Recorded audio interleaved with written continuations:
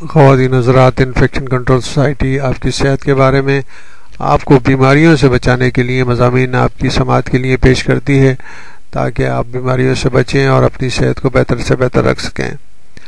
نظام تنفس کے بارے میں ایک مضمون جو کہ ڈاکٹر رانا افضل کا تحریر شدہ ہے، اس سے استفادہ حاصل کرتے ہیں اور آپ کو کچھ نظام تنفس کے مسائل کے بارے میں ہم بتانا چاہیں گے، جو کہ خاص طور پر کرونک آبسٹرکٹیو پلمونری ڈیزیز کے بارے میں ہے۔ کرونک آبسٹرکٹیو پلمونری ڈیزیز نظام تنفس میں رکاوٹ کا دیرینہ مرض ہے۔ تاحیات تکلیف سے بچنے کے لیے احتیاط اور علاج پر غور کریں۔ نظام تنفس میں رکاوٹ کا دیرینہ مرض کرونک آبسٹرکٹیو پلمونری ڈیزیز صحت کے ایسے مسائل میں سے ایک ہے جو دنیا میں اموات کا چوتھا بڑا سبب ہے۔ اس مرض کی وجہ سے ہر سال 3 ملین یعنی 30 لاکھ افراد موت کے منہ میں چلے جاتے ہیں اور ہلاکتوں کی شرح 71 اموات فی 100,000 ہے۔ یہ شرح دنیا کے سب سے زیادہ آبادی والے 25 ممالک میں چوتھی سب سے بلند شرح ہے۔ پاکستان میں نظام تنفس میں رکاوٹ کے دیرینہ مرض کے ان حقائق کے باوجود یہ ایک ایسا مرض ہے جس کی بہت کم تشخیص یا ڈائگنوسس ہوتی ہے۔ اس کے علاج کا کوئی معقول انتظام موجود ہے یا نہ ہی اس پر قابو پانے کی کوئی سنجیدہ کوشش کی گئی ہے۔ اس مرض کی اہم نشانی یہ ہے کہ ہوا کی آمد رفت محدود ہو جاتی ہے۔ ہوا کی آمد رفت محدود ہونے کا عمل بتدریج ہوتا ہے اور اسے مکمل طور پر روکا نہیں جا سکتا۔ اس عمل کا تعلق گیسوں یا مضر ذرات کے باعث پھیپھڑوں میں پیدا ہونے والی غیر معمولی سوزش یعنی کہ انفلیمیشن سے ہے۔ نظام تنفس میں رکاوٹ کا دیرینہ مرض دراصل ایک اجتماعی اصطلاح ہے جو مختلف قسم کے حالتوں کے لیے استعمال کی جاتی ہے۔ مثلا نفق یا ایمفائسیما پھیپھڑوں کا ایک ایسا مرض ہے جس میں پھیپھڑوں کے پٹھے یعنی کہ مسلز پتلے ہو جاتے ہیں اور ان کی لچک ختم ہو جاتی ہے۔ مرض کے باعث پھیپھڑوں میں ہوا خانوں کو نقصان پہنچتا ہے یعنی کہ ایلوولائز کو نقصان پہنچتا ہے اور مریض کو سانس لینے میں شدید تکلیف ہوتی ہے۔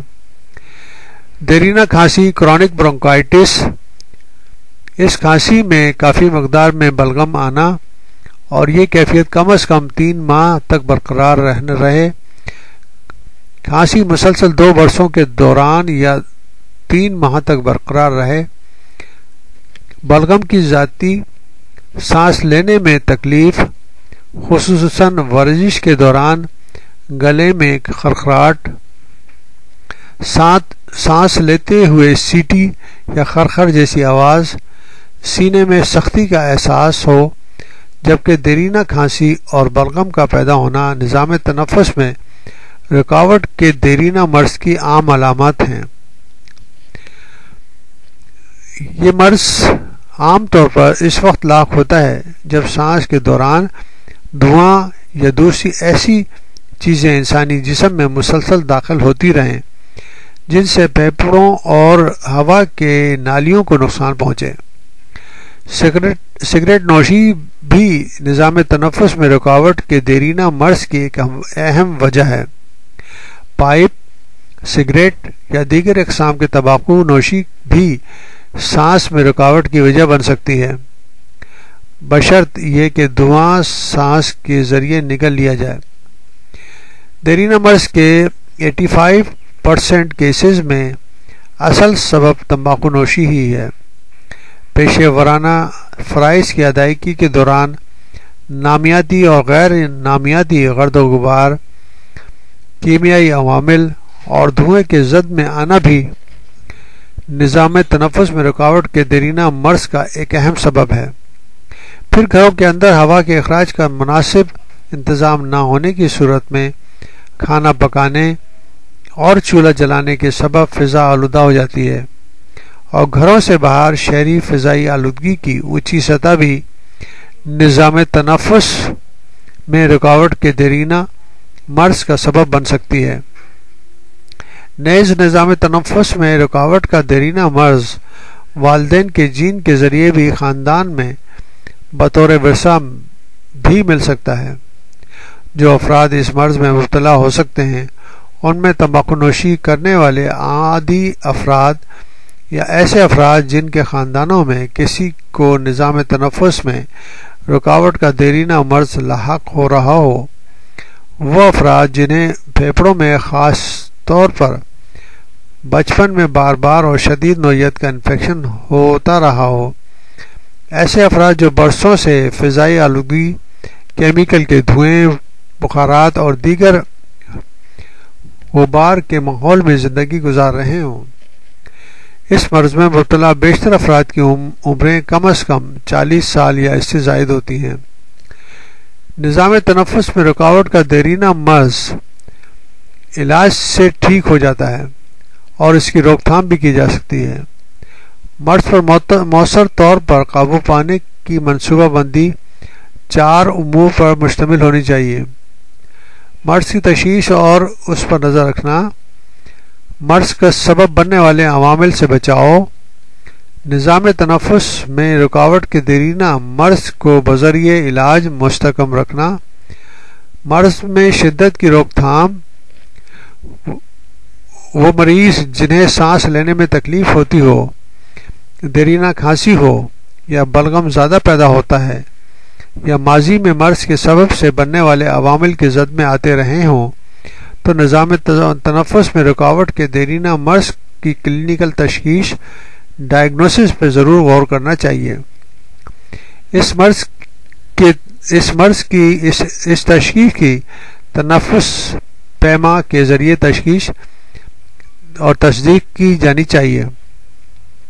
نظام تنفس میں رکاوٹ کے دیرینہ مرض کی شدت کا جائزہ، مریض میں پائی جانے والی علامات کی سطح، تنفس پیما کے ذریعے جانچ پڑتال کے نتائج کے غیر معمولی نوعیت کی شدت اور پیچیدگیوں پر مبنی ہوتی ہے۔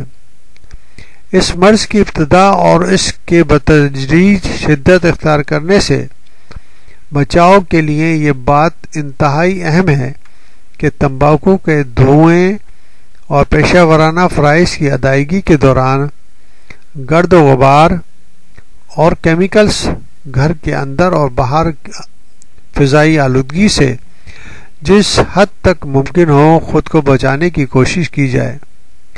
تمباکو نوشی ترک کرنا بیشتر لوگوں کے لیے سب سے مؤثر طریقہ ہے جس کی مدد سے مرض میں مبتلا ہونے سے بچا جا سکتا ہے یا اس مرض کے بتدریج شدت اختیار کرنے کو روکا جا سکتا ہے۔ ماہرین صحت کے مطابق اس وقت دنیا میں کوئی بھی ایسی دوا موجود نہیں جس کی مدد سے اس مرض سے مکمل طور پر شفا حاصل کی جا سکے یا متاثرہ پھیپھڑوں کو اصل حالت میں لایا جا سکے۔ تاہم تمباکو نوشی سے گریز، مناسب ادویہ کے استعمال اور احتیاطی تدابیر اختیار کر کے مرض کی شدت کم کرنے کے ساتھ اسے قابو میں کیا جا سکتا ہے۔ بہتر یہ ہے کہ آگاہی حاصل کر کے اور اپنے نظام تنفس کو آلودہ ہوا سے اور دھوئیں سے پاک رکھ کر ہم اس مرض سے بچ سکتے ہیں۔ تو بہتر یہ ہے کہ کلین ایئر جو ہے وہ حاصل کی جائے، کلین ایئر میں سانس لیا جائے، اور جہاں پر بھی آلودہ فضا موجود ہو اس سے بچنا چاہیے۔